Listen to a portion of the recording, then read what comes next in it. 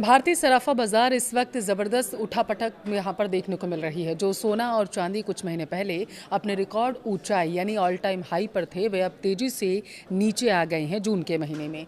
देखिए 25 जून की अगर हम बात करें तो एक रिपोर्ट सामने आई है। उसमें दावा किया गया कि जून के महीने में सबसे ज़्यादा गिरावट सोने और चांदी के दामों में देखी गई। चांदी की कीमतों में 3 दिन के भीतर ही 22,000 रुपये की भारी गिरावट दर्ज की गई, जबकि यह गिरावट आम खरीदारों के लिए राहत भरी भी निकलकर सामने आई है। लेकिन निवेशकों के मन में कई तरीके के सवाल हैं। ऐसे में आपको क्या करना है? निवेश गोल्ड में करना है या फिर नहीं? रुक जाना है या फिर अभी और इंतज़ार करना है? वीडियो को आप विस्तार से देखिएगा, लास्ट तक ज़रूर देखिएगा, आपको हम बताएंगे। नमस्कार, आपके साथ मैं पल्लवी रविंद्र सिंह। देखिए, मिडिल ईस्ट वॉर, डॉलर में 13 महीनों की मजबूती और अमेरिकी ईरान के बीच न्यूक्लियर डील से जुड़ी खबरों ने कमोडिटी बाजार में हाहाकार मचा दिया था। अब एक गोल्ड सिल्वर में लगातार दूसरे दिन भारी गिरावट दर्ज की गई। MCX पर सोना 3.74% और चांदी 3.55% से ज़्यादा टूट गया है। MCX पर सोना 1,40,000 रुपये प्रति 10 ग्राम और चांदी 2,15,000 रुपये प्रति किलोग्राम के करीब पहुंच गई है। गोल्ड सिल्वर में गिरावट का असर भारतीय सराफा बाजार में भी देखने को मिला। बताया जा रहा है कि India Boolean and jewellers association द्वारा 24 कैरेट सोना 2,817 रुपये और गिरकर अब जो है 1,42,178 रुपये प्रति 10 ग्राम तक पहुंच चुका है। वहीं चांदी 5,448 रुपये सस्ती होकर 2,22,035 रुपये प्रति किलोग्राम पर पहुंच गई है।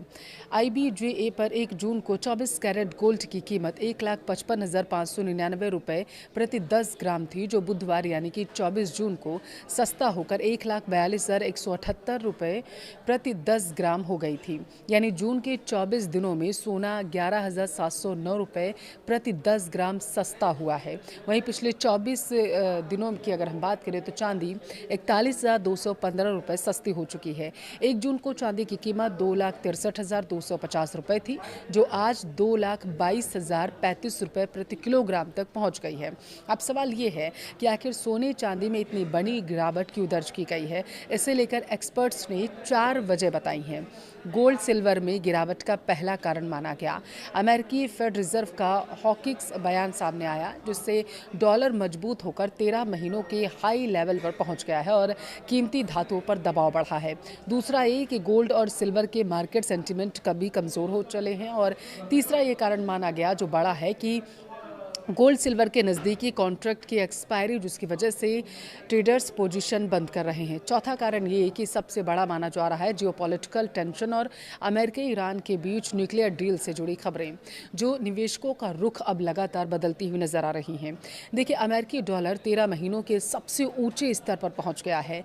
डॉलर इंडेक्स 101.4 के पास है।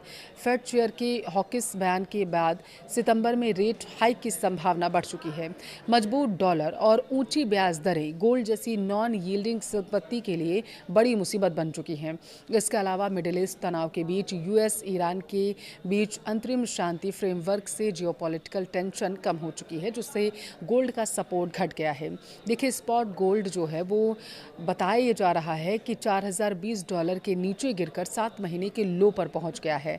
MCX गोल्ड में भी तकरीबन 3.74% की गिरावट दर्ज की गई है और भाव जो है वो 1.41 लाख रुपए के आसपास पहुंच गया है। चांदी में और भी ज़्यादा गिरावट दर्ज की गई है। इंडस्ट्रियल मेटल्स की कमजोरी और अमेरिकी टेक शेयरों की बिकवाली ने सिल्वर को 6 महीने के निचले स्तर पर लाकर धकेल दिया है। MCX पर चांदी टूटकर 2.17 लाख रुपए प्रति किलोग्राम तक पहुंच चुकी है और फिलहाल अभी कमोडिटी मार्केट में दबाव बना रह सकता है। अभी निवेशकों को सावधानी बरतने की सलाह दी जा रही है और लंबे समय का नज़रिया बनाए रखने की भी सलाह दी गई है। बाजार विशेषज्ञों का मानना है कि यह गिरावट एक करेक्शन है। इसका मतलब ये नहीं है कि सोना चांदी की वैल्यू ख़त्म हो गई है, बल्कि यह बाजार की अपनी प्रक्रिया है जो ज़्यादातर कीमतों को संतुलित कर रही है। किसे फ़ायदा होगा? छोटे किराएदार। दावा ये किया जा रहा है कि वे लोग जो लंबे समय से गहने खरीदने का इंतज़ार कर रहे थे, उनके लिए ये राहत भरी खबर ज़रूर है। जो छोटा छोटा ये निवेश वो कर सकते हैं।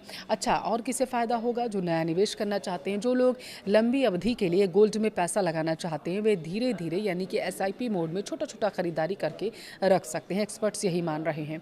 नुकसान किसे हो सकता है, आप ये जानिए। देखिए, शॉर्ट टर्म ट्रेडर्स जिन्होंने जनवरी के उच्चतम स्तर पर खरीदारी जारी की थी और अब वे फंस चुके हैं। इमरजेंसी फंड अगर आपने अपनी आपातकालीन पूंजी सोने में लगा रखी थी तो अभी उसे बेचने पर आपको भारी नुकसान उठाना पड़ सकता है, क्योंकि दाम कम हो चुके हैं। गहने खरीदने से पहले आपको ज़रूर याद रखना है गिरावट कितनी ज़्यादा किस दिन दर्ज की जा रही है। आपको किन बातों का ध्यान रखना है? हॉलमार्क पर आप कभी समझौता मत करिएगा। हमेशा BIS प्रमाणिक हॉलमार्क वाला सोना ही आप खरीदिएगा। ज्वेलरी पर बना अल्फ़ा न्यूमेरिकल कोड जो होता है उसकी शुद्धता का प्रमाण होता है, इसलिए उसे ज़रूर चेक करते रहिएगा।